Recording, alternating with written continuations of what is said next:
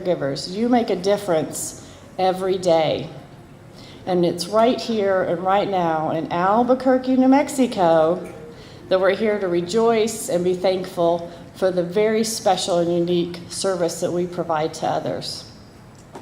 Today is the official start of our annual conference. We've already had 2 full 2-day courses, 4 pre-conference workshops, and 1 set of product presentations. A lot of learning has already been going on. I'm sure some of you already can feel it. Some very generous folks called mentors who have been paired with some of those VIPs. Any mentors in the house this morning? Oh, and you're so shy. You're okay. So immediately after the opening here, we do invite those VIPs and their mentors to stick around here for your pairings and to meet with your board members at large who has worked so hard to put out that mentor program for us. I want you to make sure that you keep your quick reference schedule handy. We've got a lot of activity going on. Hopefully you've been kind of paying attention to the rolling screen that was going on earlier. A lot of announcements on that screen. All the information you need to know is in your program book, so please use that as your daily Bible for getting through conference. Please plan on attending our annual awards banquet and dinner tomorrow evening, as this is our place to celebrate the outstanding achievements of our members and our stakeholders and to celebrate ADED's 41st annual conference. I do want to give a big shout out. Our conference team, our staff, and our ADED board worked tirelessly throughout the year to put this show on for you. 245 people have registered for events at this year's conference. And this is a great showing of committed driver rehab specialists and industry members. As an association, we're very happy to have been able to bring this conference to serve our members that live west of the Mississippi. Those of you that do, I'm sure that it's been nice to have a shorter flight. Please help me in thanking our hardworking conference team. I think today's color is green, so those folks in our green shirts are here to help you throughout the event. Lynn Rocap, our Education Services Manager.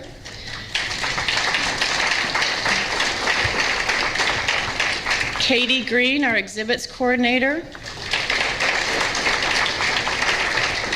Robert Dant, a Registration Attendant. Jason Stromat, Exhibits Logistics. And Sandra Henry, our Program Coordinator.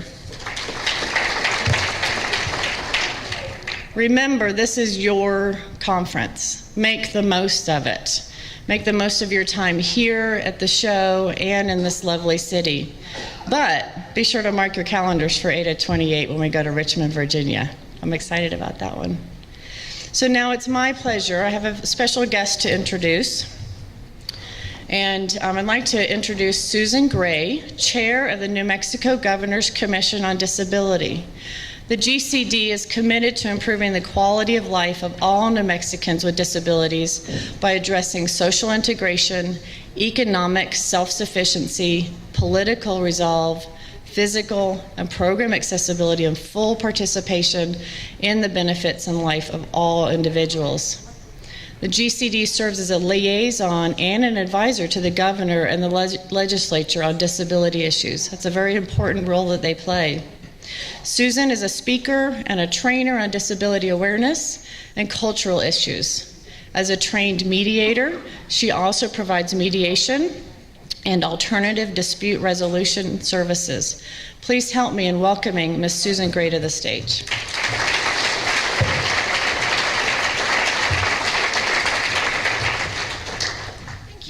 Thank you. Susan Gray, 3 days late from Richmond, Virginia.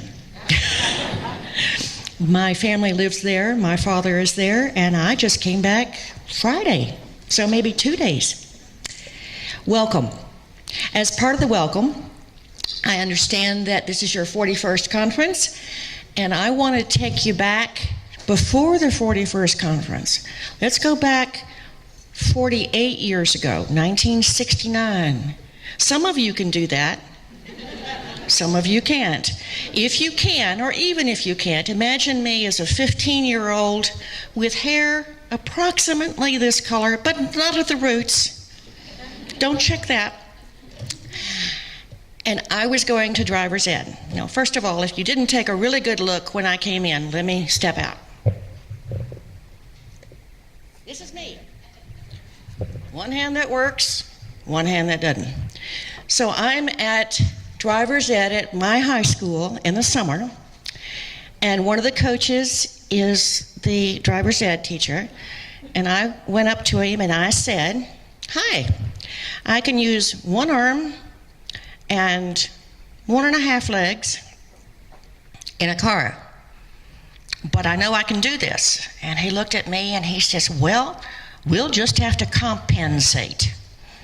Now remember, this is Augusta, Georgia, so when the inflection can be on the wrong syllable. So we compensated the whole way through. Really, the only thing he did was not make me he didn't try to teach me to drive a manual transmission. I was not going to do that. I thought one leg is planning, I'm not going to try two. And 2 hands? I'm supposed to have one hand on the shift and one hand on the wheel? I don't think so. But he taught me how to drive. Now, back in those days, and there are some of you who remember, you had 2 kinds of steering.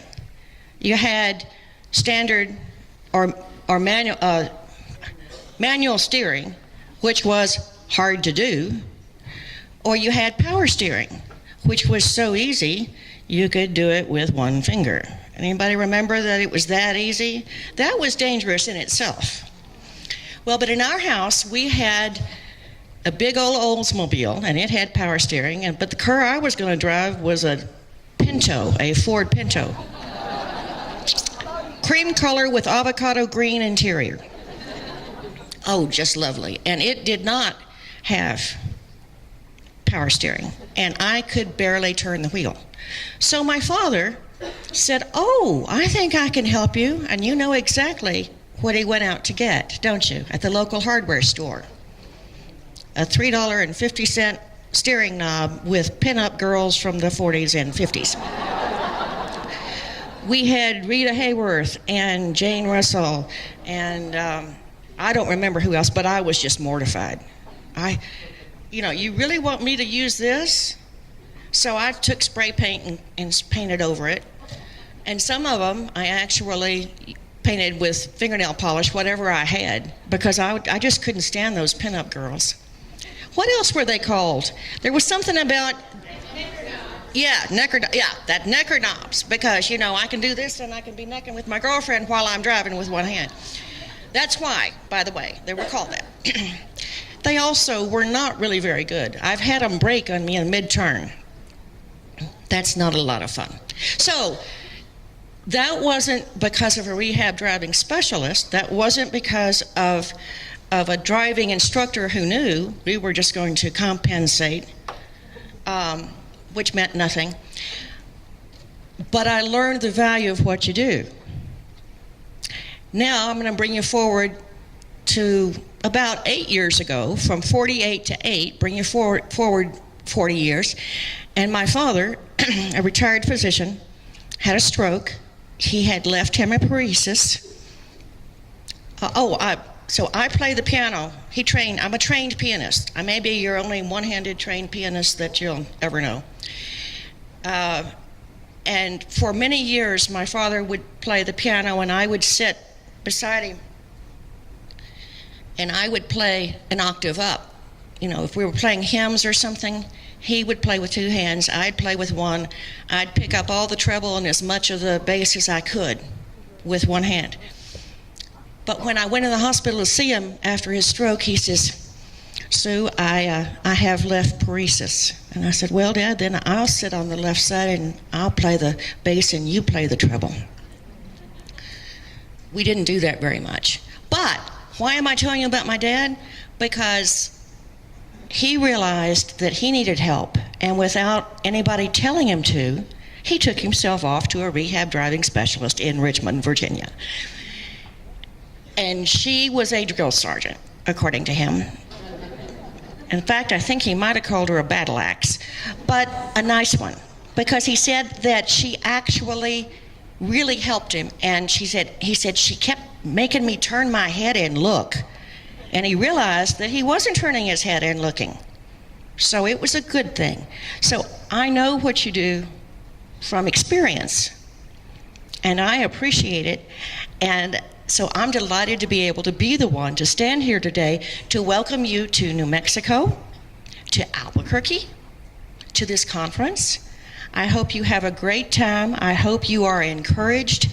If you get discouraged ever by bureaucracy, by trying to get things paid for and it's hard to do, by anything, just remember that at least in one family, 2 people benefited very much, and there are so many more, and I want you to understand that. And almost lastly, let me just tell you a little bit more about the Governor's Commission. You know what we do? We have several programs, including a technical assistance program. And I don't think they have any neck or knobs, but they might, yeah, they probably do. But that would be about the extent of their adaptive driving equipment. Here, you need to try this. But the Governor's Commission on Disability actually helped revive rehab driving in the state. We had an active component for several years, and many of our residents were able to benefit. Somehow, and I don't know how, the program that ran the adaptive driving, rehab driving program had to fold, and for several years, if we needed it in the state, they went out of state. Arizona, Texas, I don't know where. So the Governor's Commission a few years ago was quite active in helping to bring this back by helping to foster someone coming into the state. And so I appreciate the Governor's Commission. That even predated my more active participation, but I appreciate what they've done to make this work. I have one last challenge besides enjoying it and learning something and being encouraged, and that is I want y'all to try to figure out why in New Mexico somebody talks about Christmas every day of the year. Anybody know right now? If you're local, you do. So look at, they'll tell you, but it's an interesting thing. Find out why we talk about Christmas every day of the year. Thank you.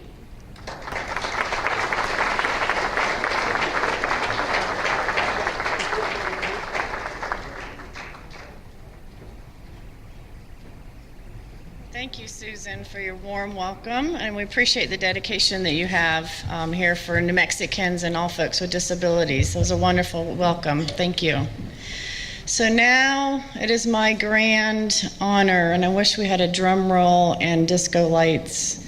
There we go. Your president, Mr. Dan Allison.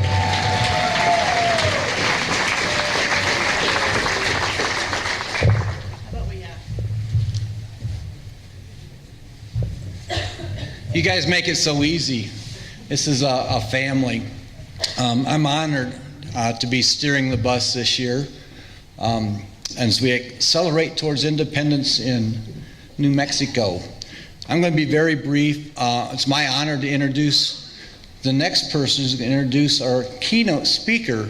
But it's going to be a common theme for me to hear you talk about our sponsors and how much they do for us. Namita has stepped up as a gold sponsor this year, and without them, our conference would be very expensive if it didn't even exist at all. So please, like Liz said, try to get to the vendor booths, talk to them, and thank them for all the meals, all that they do. I really appreciate it. Getting on to Mr. Danny, he's a new friend of mine, just met in February in Daytona. Took over Namita CEO in December of 16. This is his first ADED conference, so I hope if you get the chance to see him, welcome him to our family as well. We have like a sister organizations with a lot of the common visions and goals. He comes from Texas before that with a good history as a leader in nonprofits. Most recently, the Texas Independent Auto Dealers Association. And not only is he a rock star in the CEO nonprofit world, I also found out he's truly a rock star. Well, at least they performed in a rock band. So I'm hoping that maybe he might give Tammy, is Tammy here, maybe some run for her money in an ADED karaoke contest, but we'll see. Without further ado, Danny Langfield of Namita. Thank you, Dan. Thank you very much, sir. Good. How's everybody doing? Y'all doing right? Albuquerque, New Mexico?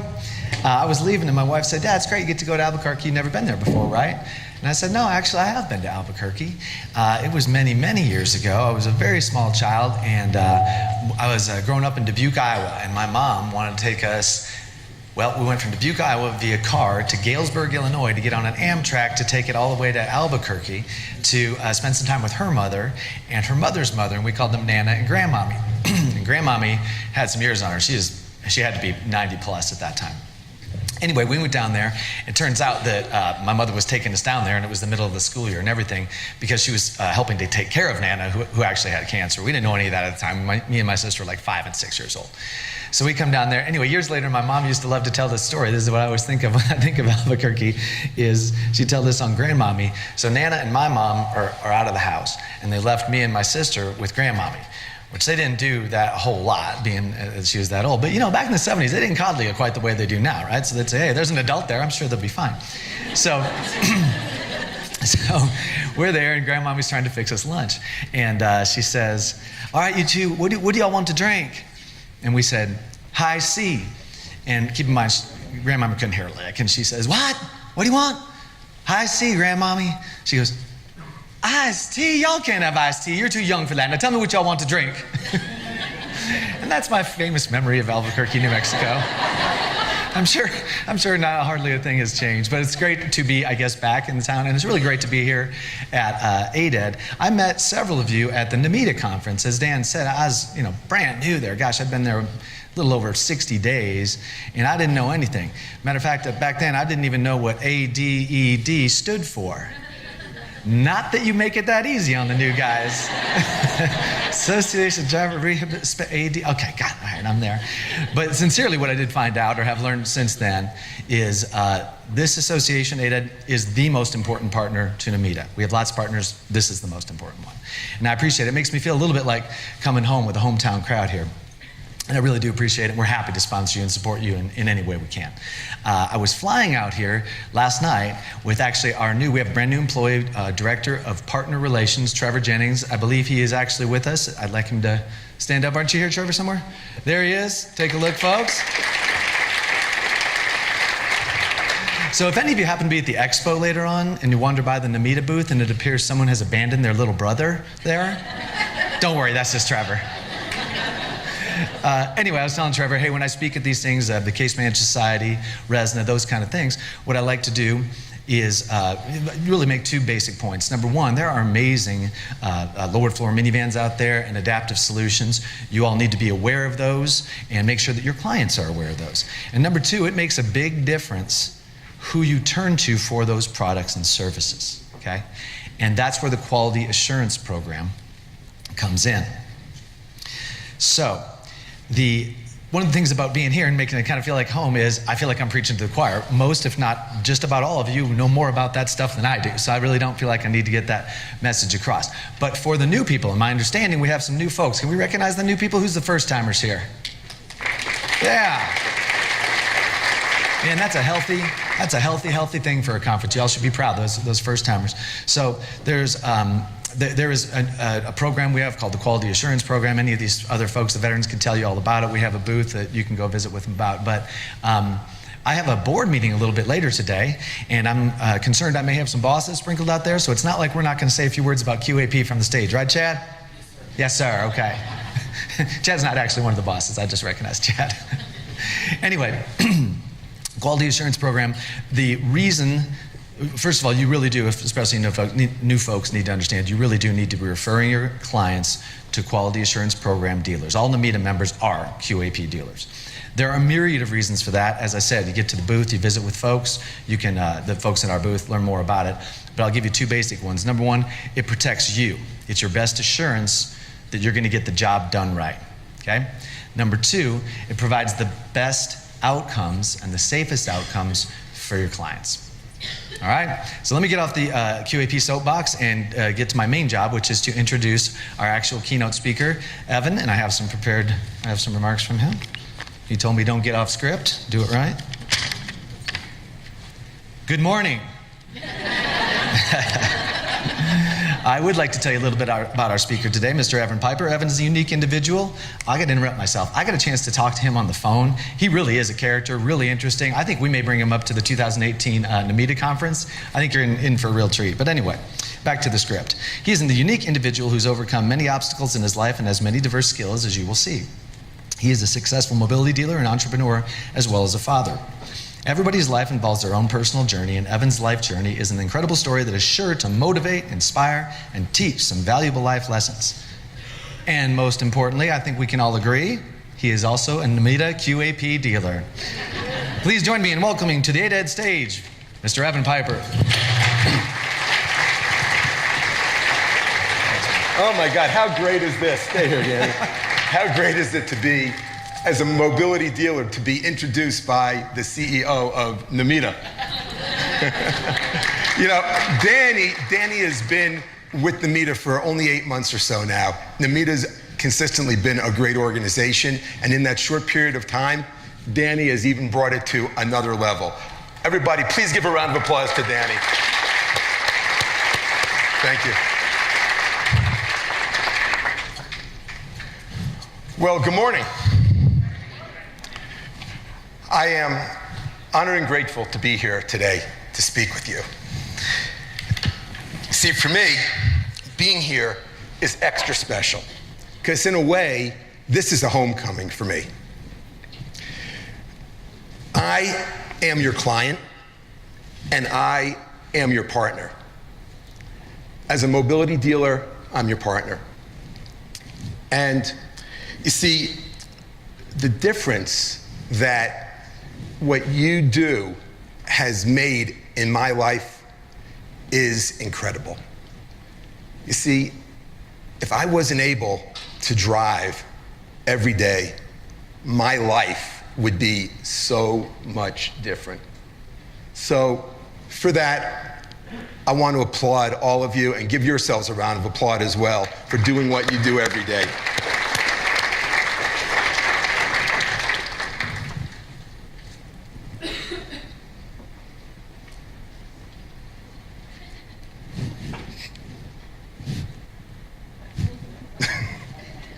Having a couple clicker problems here.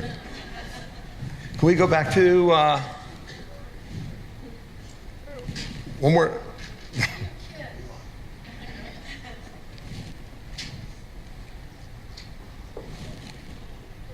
Are we okay on the clicker? If you can, just move it ahead one slide for me. All right, we'll start there. You can try to figure it out over the next couple minutes if you can, please. Okay. In speaking, the first thing we learn about is adaptability. And you see, in my life, adaptability is an overall theme and really one of the things that gets me going. But first and foremost, November 29th, 2001. Was a beautiful South Florida day. I'm a pilot, and I'm taxiing my airplane out to the runway in Pompano Beach, Florida. I'm doing my pre-flight checks, coming up to the end of the runway. Everything is looking good. I pull up to the hold short bars at the end of the runway. I look down the runway, everything is clear. I call the tower. Pompano Tower, we're ready for takeoff, runway 9. I take one last look at my gauges. Everything is still looking great. At that point, I hear back, you're cleared for takeoff, runway 9. At that point, I push the throttle full forward. The engine roars to life. The airplane starts moving down the runway. I'm looking at my gauges. I'm watching the airspeed. airspeed 60. I pull back on the yoke, I rotate. The airplane jumps into the sky. I'm climbing. I'm looking around me. I'm noticing the houses are getting smaller. The cars are getting smaller. But most importantly, the sky is beautiful, and I'm remarking to myself how lucky I am to be a pilot, to be free of the earthly bounds and flying through the skies in South Florida. Well, let me stop the story there for a moment and tell you a little bit about me. Next slide, please. Thank you. So at one point in my life, I was extremely cute. Now, but also, one slide back, please. Thank you. But also, it wasn't long after that I got involved in business. See, I was one of these very industrious kids. And what I did was, I was taught the value of money at an early age. So I did whatever I could. My first business at 11 years old was washing people's windows.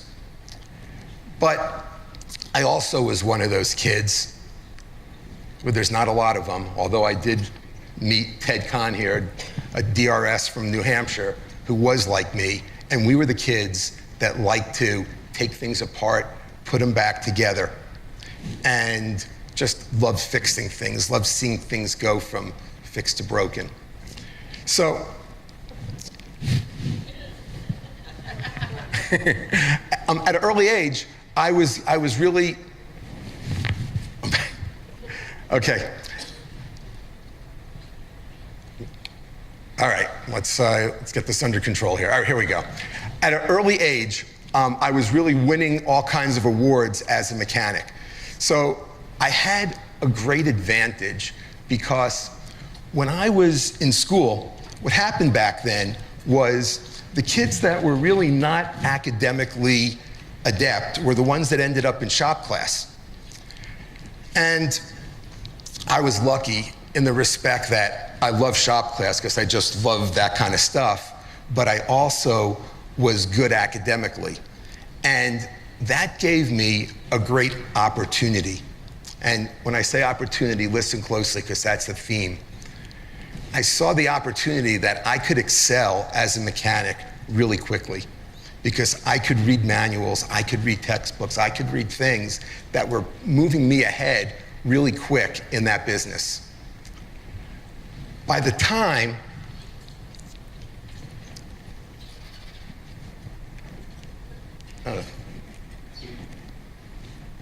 next slide, please. All right. By the time that I was 16 years old, I was a full-fledged can we go back one slide, please? Okay. I was a full-fledged mechanic, and I was working on all types of vehicles, Rolls Royces, Mercedes, everything. And I was as good at 16 years old as just about any mechanic at any shop in the area. I also, next slide. Perfect. This is going to be an interesting presentation here. Anyway, I also was involved in working on boats. So we were a boating family, and we had boats, and boats have motors, and if it had a motor, I had my hands in it. And my dad didn't mind because the most expensive part of owning a boat, if anybody here owns a boat, knows that maintaining it is the most expensive part. As I was in my business,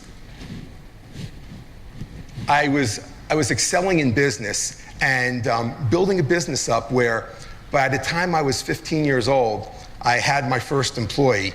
And by the time that I graduated from high school, I had 5 employees working for me.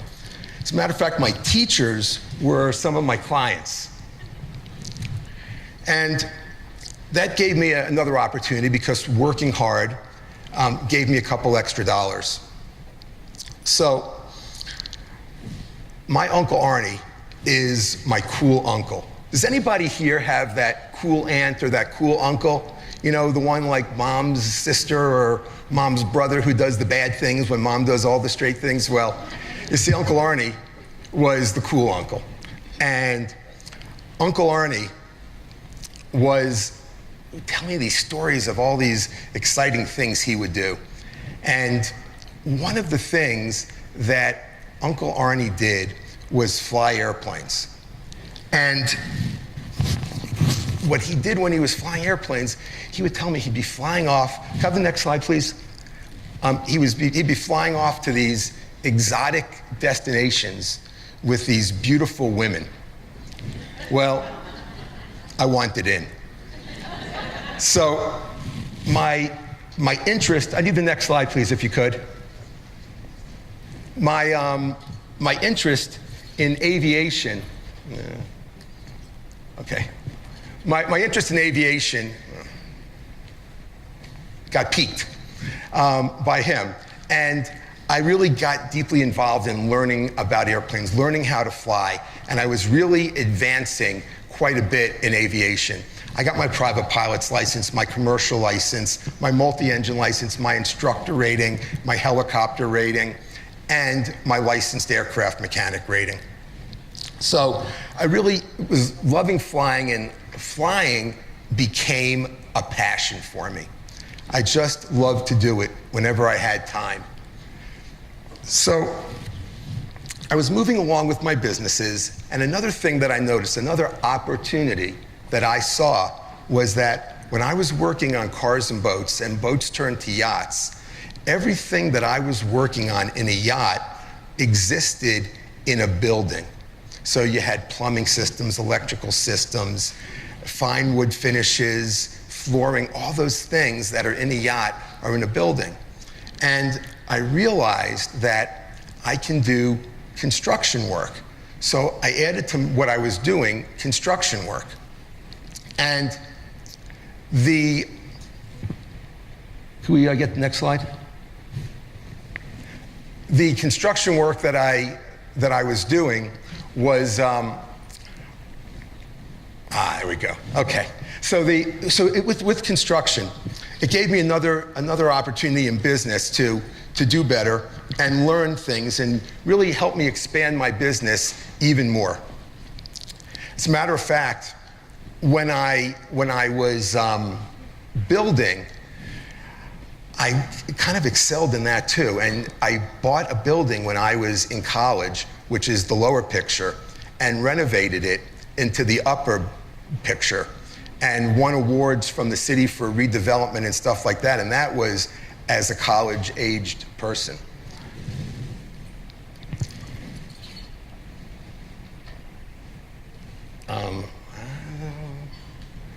You can blame the clicker on me, but it ain't gonna work.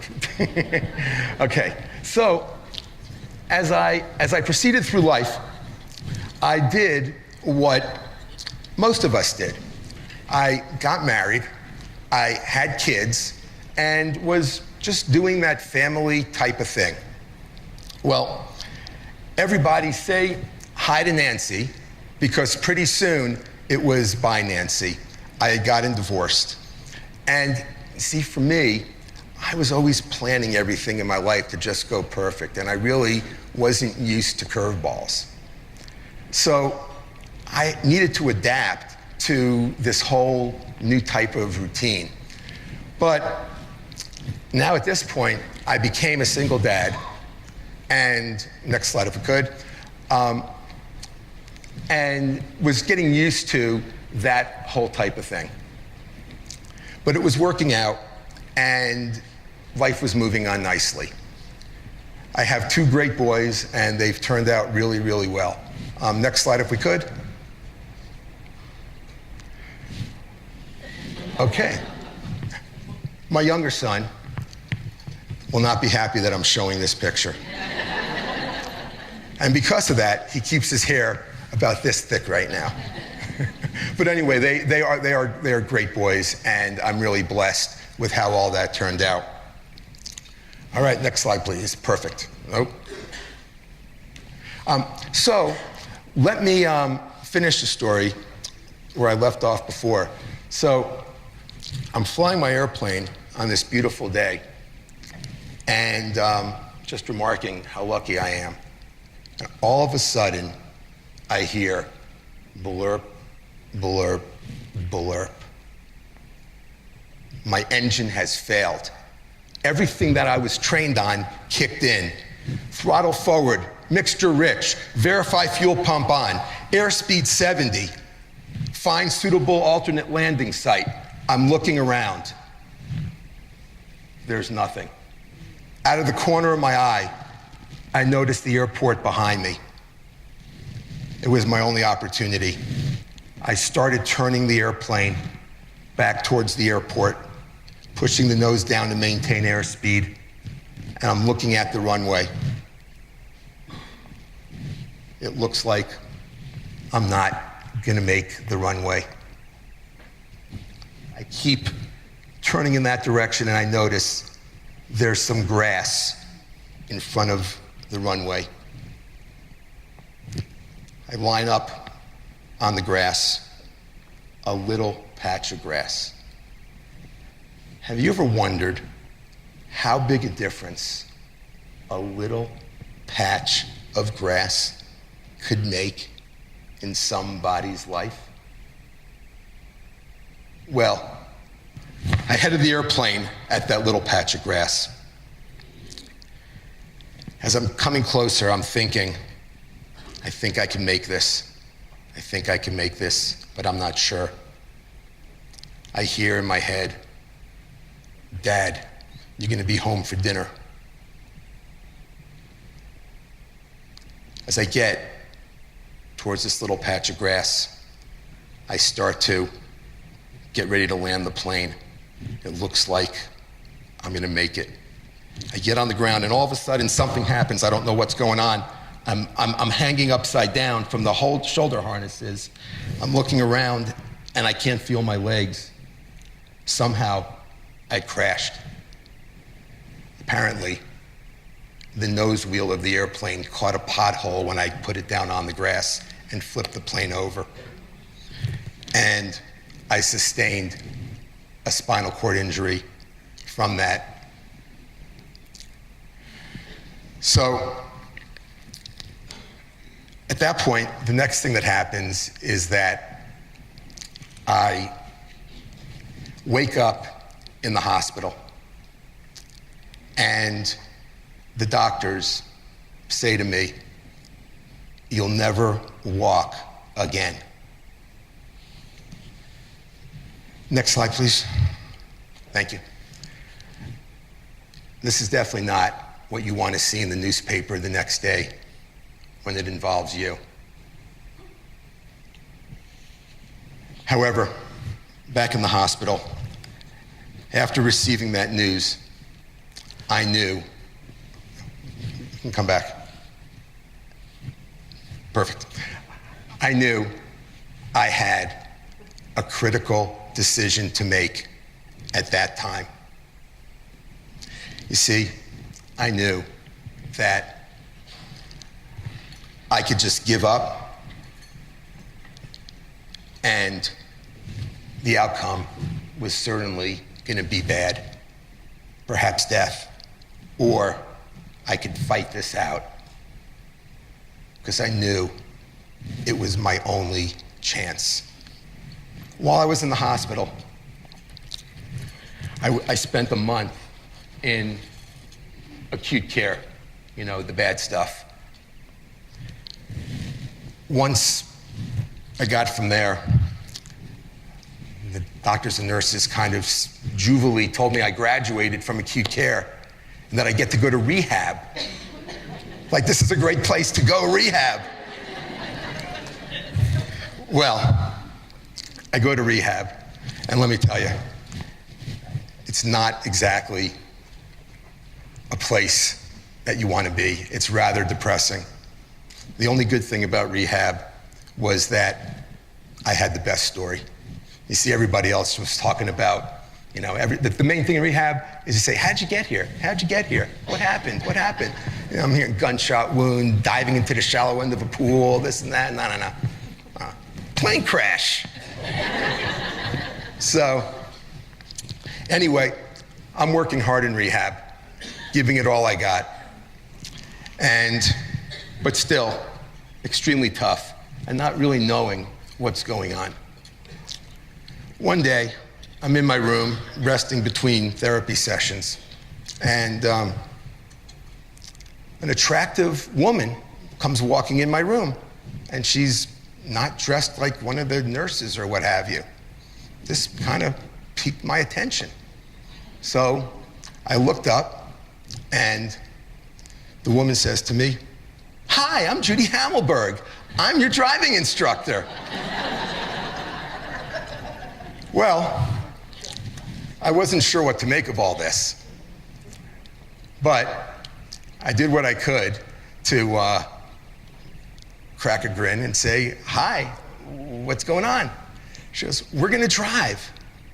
So, you know, it's funny because with everything going on, I never really thought about doing something normal like driving.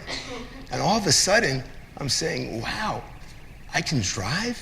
That's a possibility? So, you know, I was kind of perplexed, scared, elated, all at the same time. But I said, okay, I'm in, what's up? She said, we're gonna have to do some testing. So I'm like, okay, next thing I know, I'm in front of this kind of simulator thing, kind of like what we train with airplanes, but not quite as complicated. And Judy's telling me, push this, push that, do this, do that, and I'm doing whatever she's asking me to do, I'm doing. I get all done. She said to me, "You got the reflexes of a 16-year-old. Well, I wasn't sure if that was good or bad, quite honestly, but I assumed it was good. So next thing I know, she says, "We're gonna go driving." I'm like on the road, you're gonna get me out of this place? She's like, "If you're with me, we can get out of here." I'm like, let's do it. So now, I go outside with her when we make our next appointment, and I see there's a late model Monte Carlo sitting there. It was beige. And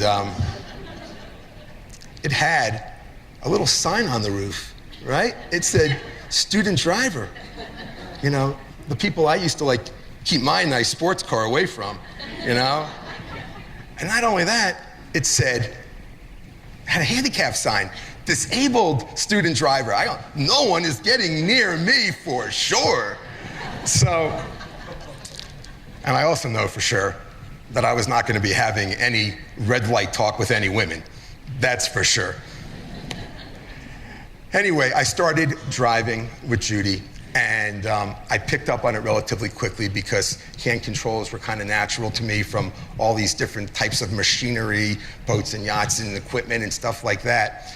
And it was really good. And really, that part kind of gave me hope that there was something else out there for me, that it might be okay. And I want you to realize that the effect that you have on people's lives when you can speak to them when they're in that situation, it's more than just teaching them how to drive. And Judy is the consummate professional, and she trained me good, and she trained me hard, and she didn't let me get away with anything. I remember when she said, "You're gonna parallel park right here." I'm like, how are we gonna do this? We're gonna do a hand control, two hands. Anyway, but we did it. I got my license endorsed, and really what I really wanna do is thank Judy and all of you for what you do and what you serve and how you do it in a heartfelt way. Would you please give a round of applause to Judy and yourselves?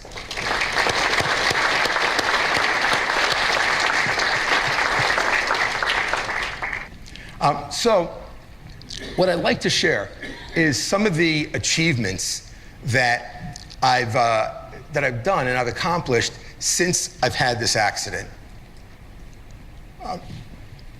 Next. First is family and fatherhood.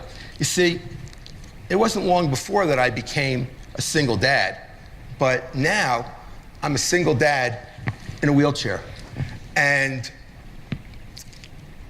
that added a whole new complexity to everything. Next slide, please. Actually, you know what? If you just, when I do that, that might be the way to do it. Okay. Adaptability. So I made sure that I did everything that I needed to do to be a great dad to my kids. And it's possible. It's possible. You see, if you got to take your boys and a few of their friends out, you just pack them in the back of that Ram van and it works out just fine. But everything that I needed to do, I was able to do. Another thing that I was involved in was community service. I was involved in community service even before I had the accident, but I kind of stepped it up a little bit. So the first thing that I did was become a peer mentor with the Florida Spinal Cord Injury Resource Center. See, one great thing that Judy did for me was not just train me how to drive, but she took it a step further. And she introduced me to a couple men that were similarly situated to me. And they were injured before me. So what happened was I was able to speak to those guys and learn a lot to make my rehabilitation a lot easier. See, going the extra mile like Judy does goes a long way. And I had an opportunity to give back the same way, and that's what I did there. In addition, in Florida, one back, in Florida, we have the Brain and Spinal Cord Injury Program, where the program provides essential services to newly injured people to get them back home. They even provide some driver training and some vehicle modifications, so they are a little bit of a payer source for us also. But I'm on the statewide advisory council. I help with our council to set the protocols and policies for that program. In addition, I am, back one please, thank you. I am a volunteer pilot for a program called Challenge Air. See, at Challenge Air, we take kids that are either developmentally disabled or physically disabled, and we have programs where we take them flying.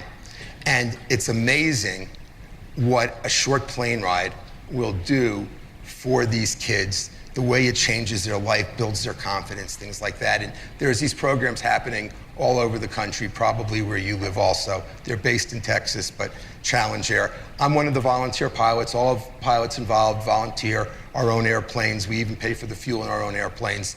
And I am the only wheelchair pilot that flies with Challenge Air, so I am really like a double inspiration for these kids. I also try to give back by speaking to different audiences and sharing my message and my story to give hope. Amongst my disabled peers, I try to be a leader, and I try to get people off the couch and get them to get out and do things. In addition, in the city of North Miami Beach, I'm the chairman of the Planning and Zoning Board and the Advisory Committee for Disabled Individuals. As part of that, we have developed in North Miami Beach a disability sports program, one of the very few in the country. You see, what we've done was we've realized that the funds that get collected from handicap parking violations, you know, those people that shouldn't be parking in those spots and make me park at the end of the parking lot, dodging cars and all the way out to the end there. Well, those folks, when they get a ticket, part of that money is supposed to come back to the city where the ticket was issued.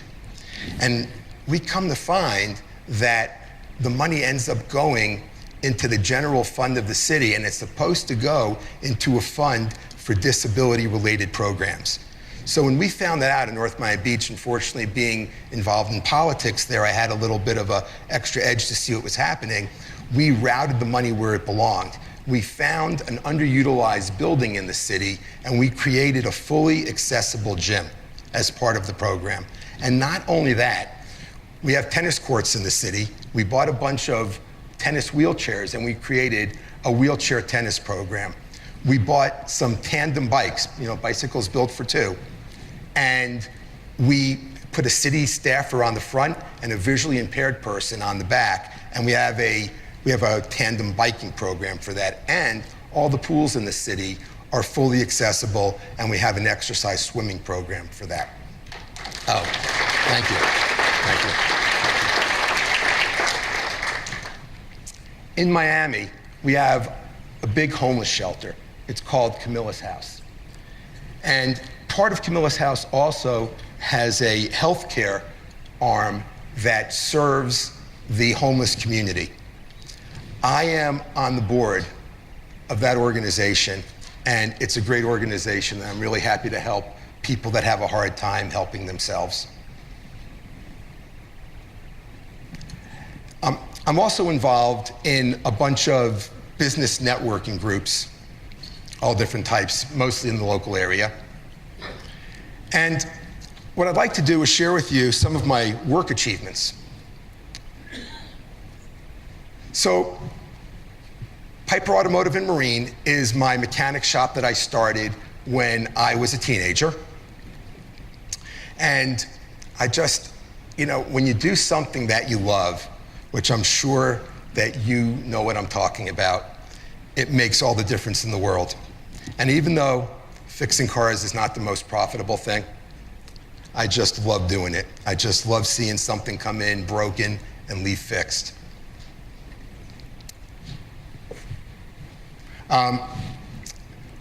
Piper Construction is my general contracting company that I built, and not only on the local level do we do your typical kitchens and bathrooms and remodels and commercial and residential and that type of thing, but I've built the company into a nationwide company where we serve national chains of retail stores, banks, restaurants, and we handle their repair and maintenance and remodeling needs. So I've actually turned that into a nationwide company. So after I had this accident, the first thing, I became now a client for durable medical equipment, DME. And I was appalled by the way that I was being treated by the medical equipment dealers in my area. I mean, someone comes to me for a discount oil change and I treat them way better than I was being treated when I'm buying thousands of dollars of equipment. And really the worst part is that I was in a tough spot. And the way I believe is that when there's somebody in need, you treat them extra kindly. I was appalled by the way that I was treated. But you see, the good news is that I saw an opportunity. And I said, you know what, I think I could do this, and I think I could do this better. So I went and got trained on all types of medical equipment. I had a different perspective of the industry because of where I sat. And I started my own medical equipment business, became a dealer for most of the major lines of equipment. And then I'm driving a Ram fan, and I saw another opportunity.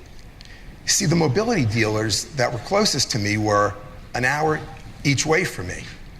And when my van broke, I looked at it and said, I'm a master mechanic. I could fix this. This is no problem for me.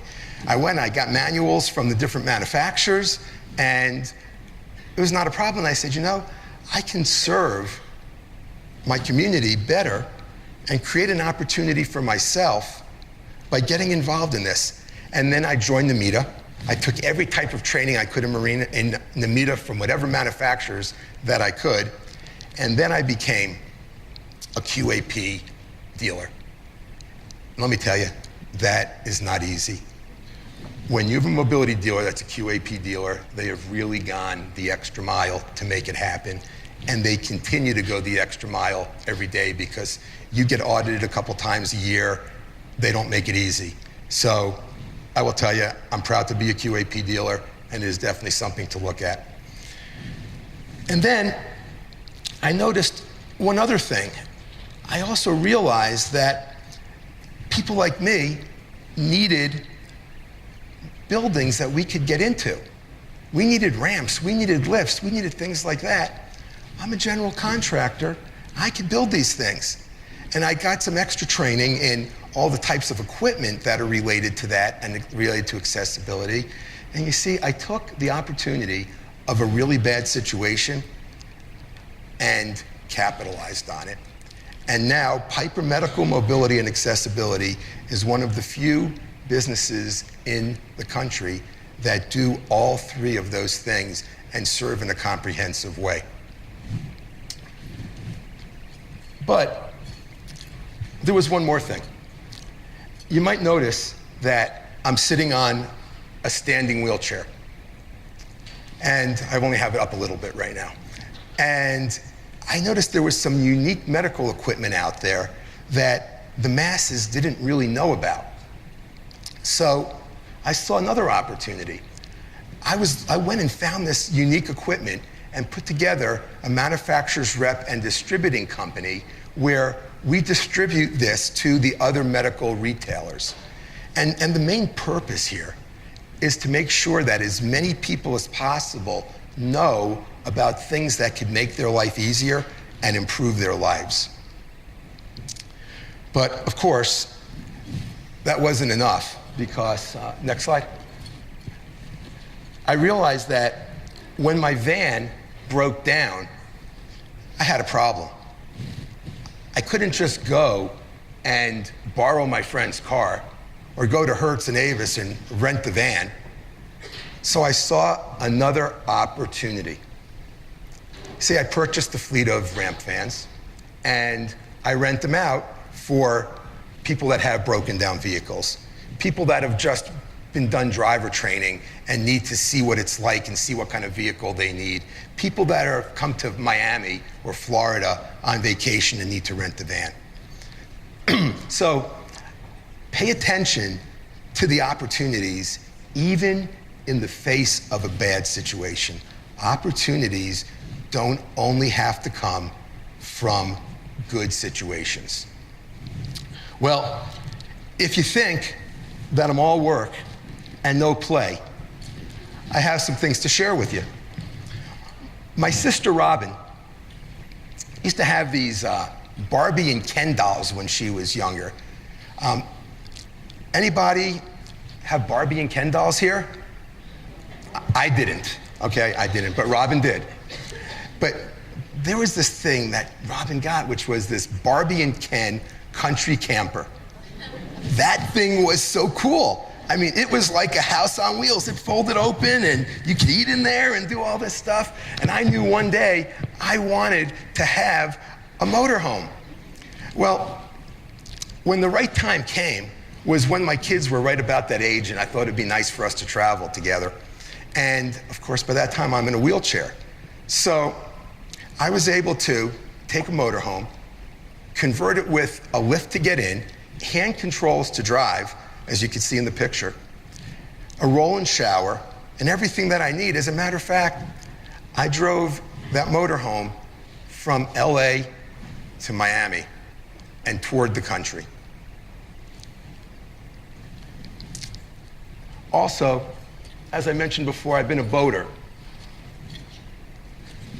And for a big part of my life. And the boat that I had before I had an accident, the steering was on top. I don't know if there's many boaters here, but I had a fly bridge on the boat. So I had to climb a ladder to get up to drive the boat. Well, you know, I'd sit on my dock in my wheelchair and say, how am I gonna drive this boat? What am I gonna do? Well, it took me a little while and a lot of determination and a lot of thinking. And I designed a lift that you could see me hanging like a piece of meat there from the lift.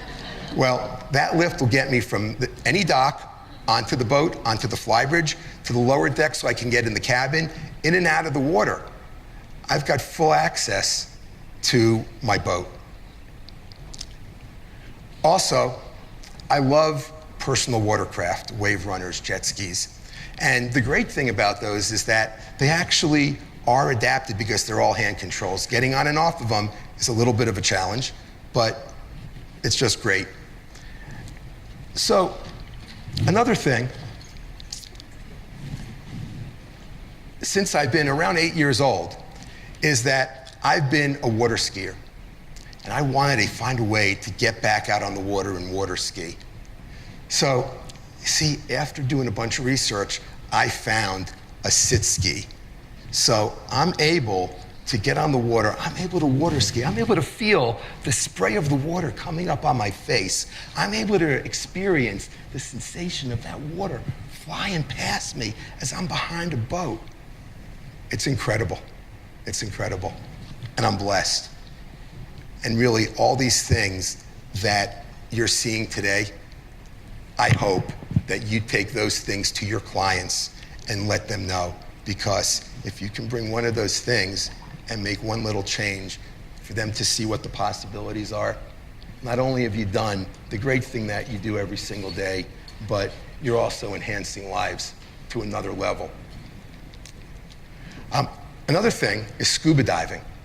I'm able to continue scuba diving by using a web type of Spider-Man glove, which you see sitting on the dock next to me. And when I'm going a little far from the boat, I use a battery-powered underwater scooter.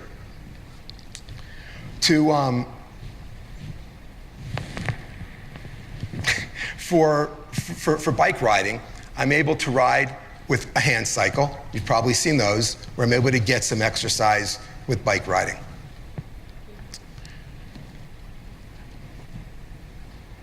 One of my favorite sports throughout my whole life has been playing tennis. And with the sport of wheelchair tennis, I'm able to practice, still play tennis, get exercise, compete. I compete in tournaments, and it lets me be out there, feel normal, be in a competitive situation. And the greatest thing is that I'm an even better tennis player now when I'm playing disabled people than I was when I was able-bodied. I also try to take advantage of the disability sports gym that I helped create and do my workouts. And yes, I don't do it as much as I should, and I promise I'll be doing it more and more. And I continue to fly my own airplane. What I was able to do was design and build hand controls that I got FAA approved. So I fly almost every week. And with those hand controls, it gives me the complete freedom to be able to fly around wherever I want to go, whenever I want to go there. Now, I have a quick question for everybody. Except for my mom, who thinks I'm absolutely crazy for getting back in an airplane? Anybody?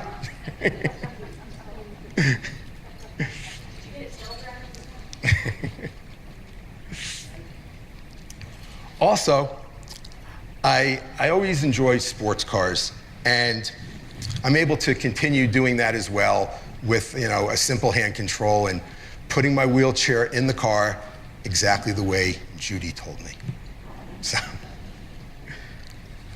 So what I really want to share with you is that doing all of this, there's certain things that I've learned and realized that it takes to make this happen. This doesn't just happen on its own. Certain things have to happen. Would you like me to share with you my 6 tips to greatness and success? Yes? Okay. Let me start, because the first thing is that when you hear these, you're going to say, you know, I knew this. This is really simple. And it is. It is really simple. The main thing is to be conscious of it and to put it into play. You see, nothing happens if we don't take action. You can talk about things all day long, but nothing will happen unless you take action. The first thing, maintaining a positive attitude.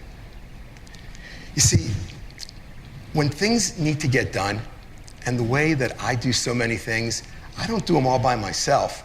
I do them because of a team. I build teams around me for everything I need, and every single person here can do the same thing. But you can't build a team unless you have a positive attitude. You see, people don't want to be around you if you're one of those negative kind of people.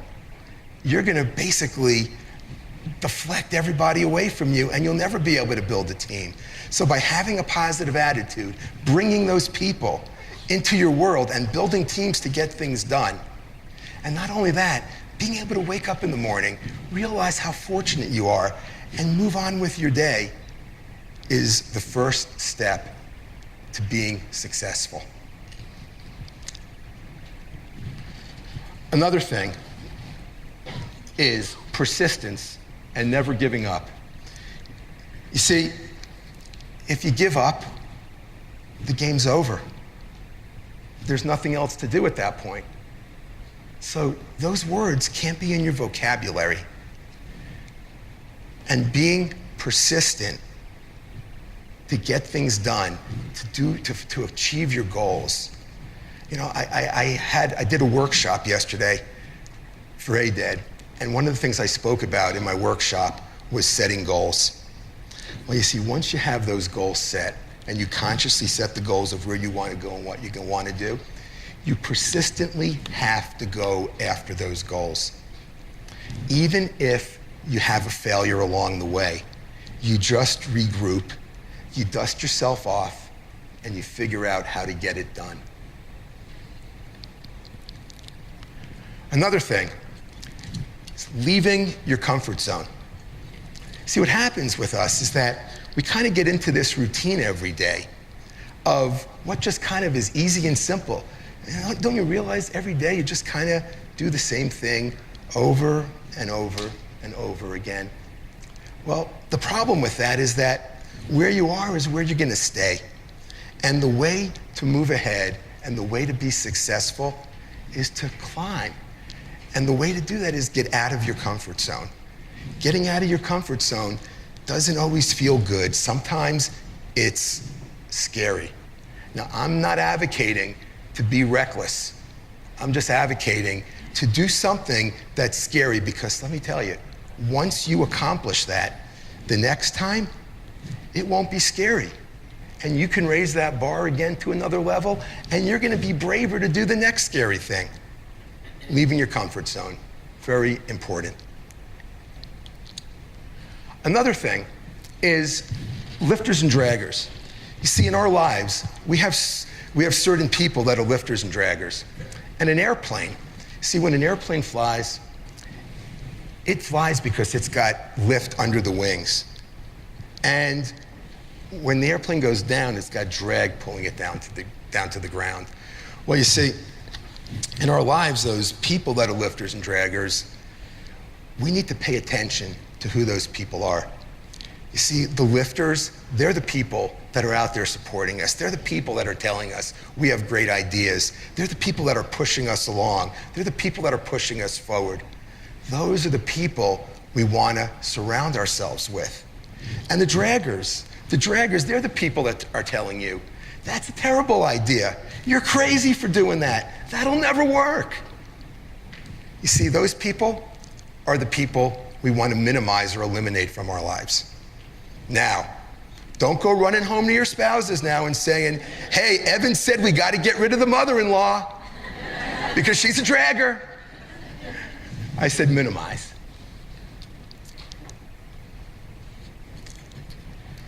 Something else I want to share with you is my version of the Peter principle. Peter Evan was my first flying instructor. Peter was an ex-Israeli Air Force fighter pilot and flight instructor. Peter was very regimented.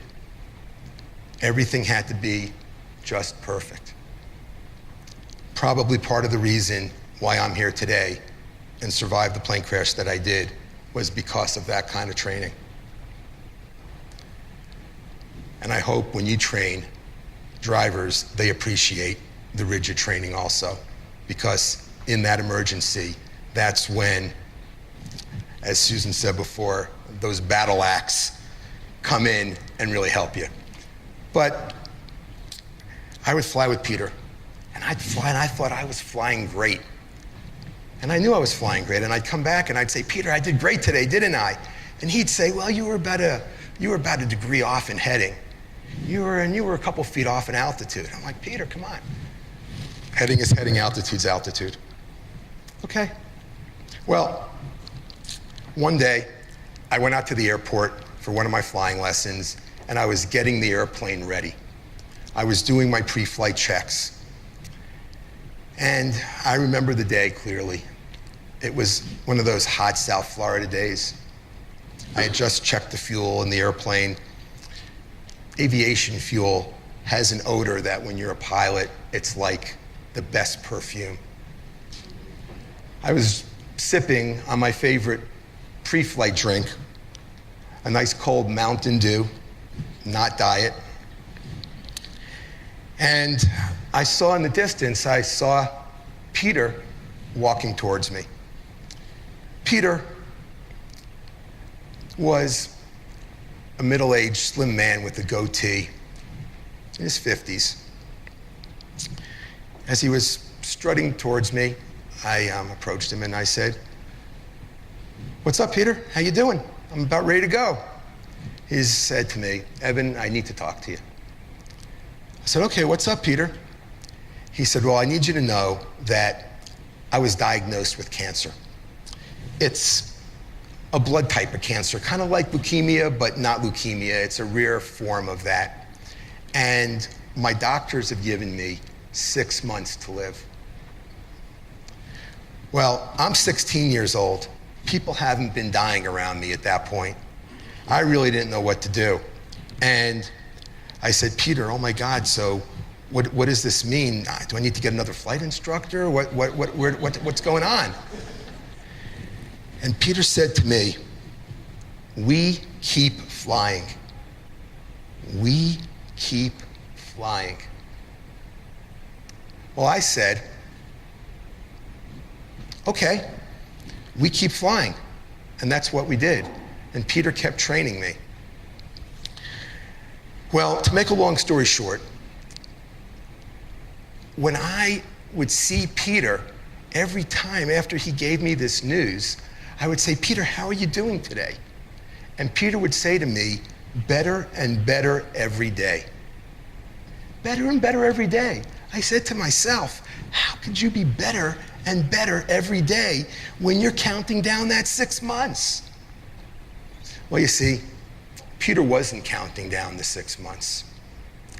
And in the end, Peter lived over 5 years. Peter outlived 2 of his doctors who told him he was going to die in 6 months. And Peter ended up dying in an accident. And actually, his cancer was in remission and it would have come back.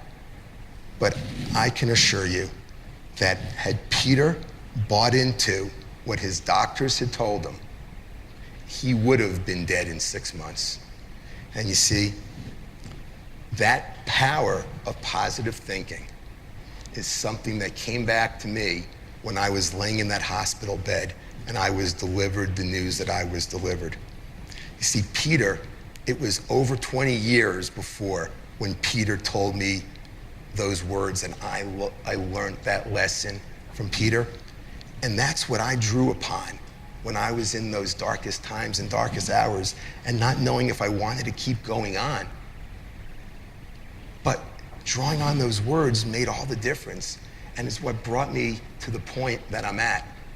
And what I ask of you is to think about things that you have heard earlier in your life and to keep your ears open to the wisdom that people can share with you as you move forward in your life. Because there's times when those things can make all the difference in the world. The next thing I want to talk about is eliminating your limiting beliefs. You see, we create these stories in our head, and we tell ourselves that we can't do certain things. We tell ourselves we're not attractive enough. We tell ourselves we're not smart enough. We tell ourselves we don't deserve to be loved. But you see, these are all stories that we build ourselves. They're just stories, and we put them in our head, and they hold us back from doing what we need to be doing. And we have to make sure that we just realize that those things are just stories. That those things, when I think, can I be a great dad from a wheelchair? Can I find a woman again in a wheelchair? Can I have my clients and my employees respect me from a wheelchair? You see, these are just stories that we're making up in our head. And the sooner we put these things aside, and the sooner that we move forward, the sooner that we're going to be able to excel. And you are in an awesome position, because what you do is a heartfelt thing, a purpose-driven thing, a passion, a cause. You have the basis of doing awesome things. And if you build on that and you put those things into play, step yourself up, put some of these steps into play, I want to end with letting you know that the level of greatness that every single person here can get to, and let me be an example, is unlimited. And I want you to take yourself to that next level of greatness starting today. Thank you.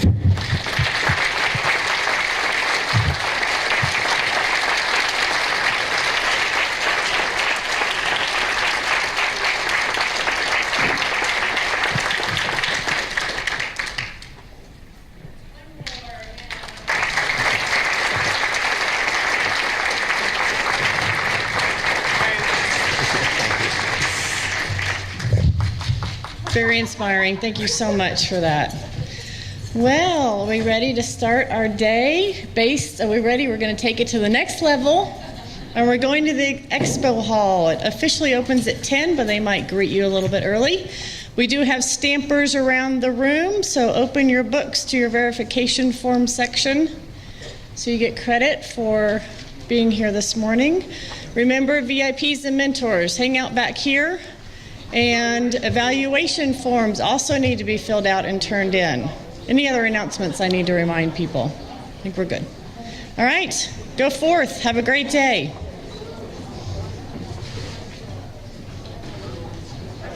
As Evan's therapist, it's really inspiring to me to see that he's gone back to so many of the things in his life that I encouraged him to. I encouraged him not only to drive, but to go back to being a dad and taking his kids everywhere with him.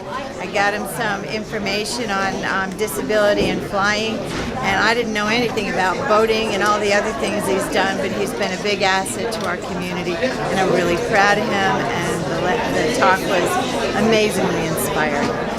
Evan did such an amazing job inspiring the audience today of driver rehab specialists, and we all feel that we can pass along the information that he shared with us, not only to our clients but to everyone that we know, to inspire us all to live our lives to the fullest and take every advantage of every day that we have and offer what we can to the people around us and inspire them with the words that he gave to us today to inspire us.